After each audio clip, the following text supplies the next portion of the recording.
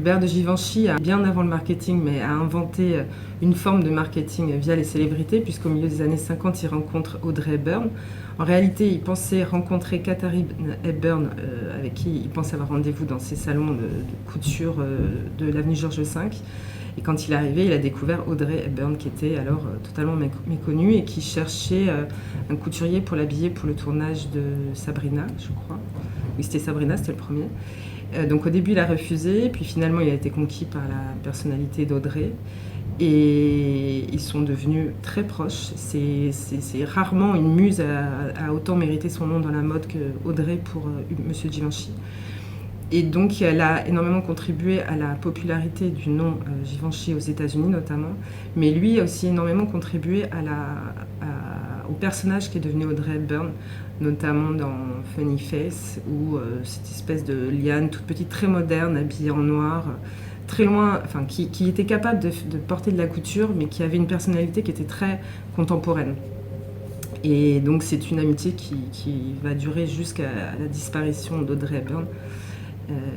Et que beaucoup de marques et designers aujourd'hui essayent de reproduire avec des amitiés plus ou moins réelles et sincères entre un designer et des célébrités, mais c'est vraiment lui qui l'a inventé.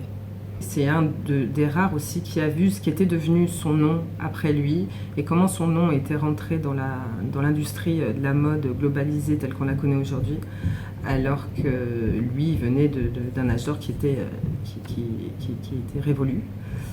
Et donc c'était quelqu'un d'extrêmement élégant, qui venait d'une ancienne noblesse du Nord, qui était connu pour être un grand gentleman, et donc il a rarement donné son avis sur ce qui s'est passé dans sa marque après lui, si ce n'est qu'on sait qu'il y avait peu d'atomes crochus avec les directeurs artistiques qui lui ont succédé, que ce soit John Galliano, McQueen, Julian McDonald et plus récemment Riccardo Tisci. Il y a Claire Wade Keller, la Britannique, qui a succédé à Tisci, qui a été nommée au printemps dernier.